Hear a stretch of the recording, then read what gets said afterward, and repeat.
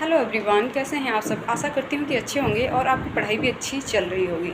तो जैसा कि हम सोशियोलॉजी का प्रैक्टिस सेट लगा रहे हैं और 10 प्रैक्टिस सेट कर चुके हैं। तो सबसे पहले तो मैं अंजुम मन्नी सोशियोलॉजी यूजीसी नेट में आपका स्वागत करती हूँ।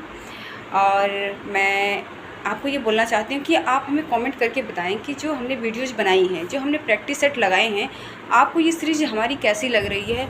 और जो कॉन्सेप्ट बच्चों के मोस्टली क्लियर नहीं हो पाते हैं, उनको मैंने कोशिश की है कि आसान से शब्दों में आपको समझाने की। तो जो ये मेरी कोशिश है, क्या आपको समझ आ रही हैं चीज़ें या नहीं। जब तक आप कमेंट करके नहीं बताएंगे तब तक मुझे समझ नहीं आएगा और मैं कुछ उसमें मॉडिफाई नहीं कर सकती हूँ।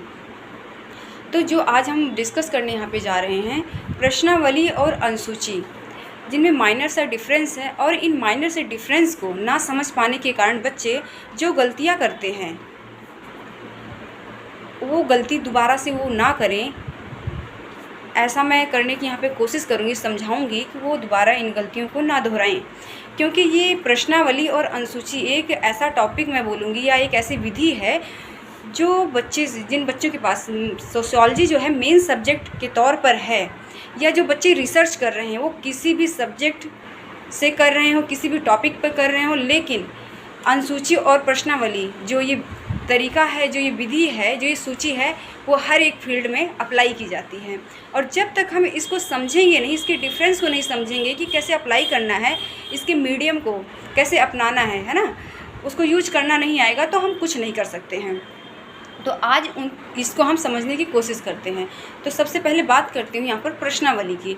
जो प्रश्नावली है, इसमें क्या है, एक सर्वेक्षण करने का माध्यम है, और या मैं बोल सकती हूँ कि ये शोध करने की एक विधि या प्रविधि है। इसमें होता क्या है कि जो क्वेश्चन हमें पूछना होता है सूचनादाता से, जिस टॉपिक पर हम रिसर्च कर रहे हैं, लाइक हम एग्जांपल लेते हैं कि मैं महिला सरपंच पर, महिलाओं के ऊपर क्या है रिसर्च कर रही हूँ, और मुझे उनसे जो मैंने लिस्ट बनाई है क्वेश्चन की, उनसे मुझे आंसर प्राप्त करना है कि लाइक आपको महिला सरपंच जैसे आप बनी, चुनाव लड़ी, तो आपको किन किन समस्याओं का सामना करना पड़ा है, क्या क्या बाधाएं आई हैं, या जो हमारी सरकार है जो महिलाओं के लिए जो स्कीम चला रही है, वो स्कीम कहाँ तक आपको सक्सेसफुल दिखाई दे रही हैं।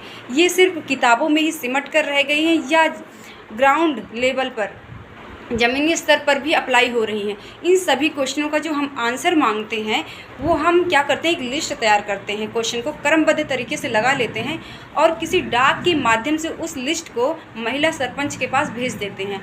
अब वो महिला सरपंच उस लिस्ट को देखती है, क्वेश्चन को, और उसका आंसर उसमें मेंशन करके वापस हमें दोबारा डाक के माध्यम से भेज देती है। उसे हम कहते हैं प्रश्नावली विधि या प्रश्नावली सूची। इसी प्रकार से हम अनुसूची की बात करते हैं। अनुसूची में भी ऐसा ही कुछ प्रोसीजर है। उसमें भी जो हम जिस टॉपिक के बारे में हमें जो है सर्वेक्षण करना है, रिसर्च करना है, उसमें भी हम क्वेश्चन को तैयार करते हैं, एक लिस्ट बनाते हैं क्रमबद्ध तरीके से, और उस लिस्ट को हम खुद लेकर उस फील्ड में जाते हैं। लाइक हमने महिला सरपंच का यहाँ पे उदाहरण लिया है, तो मैं उसी को लूँगी कि महिला सरपंच के पास हम खुद गए उस लिस्ट को लेकर, और उनमें से क्वेश्चन को देख कर उनसे आंसर प्राप्त कर लिए हैं। तो इस प्रकार से उसको क्या बोलेंगे, अनुसूची बोलते हैं, या हम बोल सकते हैं अनुसूची विधि, अनुसूची प्रविधि, कुछ भी आप बोल सकते हैं इनमें से। तो आपने देखा कि जो प्रश्नावली है, उसमें हम असहभागी तौर पर अपने प्रश्नों का उत्तर प्राप्त कर लेते हैं, और अनुसूची में क्या है, हम सहभागी तौर पर, उसमें हम सहभागिता लेते हैं, एक एज ए सहभागी हम अपने प्रश्नों का उत्तर प्राप्त करते हैं। तो इनमें ये था माइनर सा डिफरेंस। आई होप कि आपको समझ आ गया होगा। अगर आपको समझ नहीं आया, कहीं भी कन्फ्यूजन लगता है, तो आप मुझे कमेंट कर पूछ सकते हैं, और मैं पूरी कोशिश करूँगी कि आपको दोबारा से समझाने की। तो इन्हीं शब्दों के साथ मैं विदा लूँगी। बाय बाय, टेक केयर, धन्यवाद।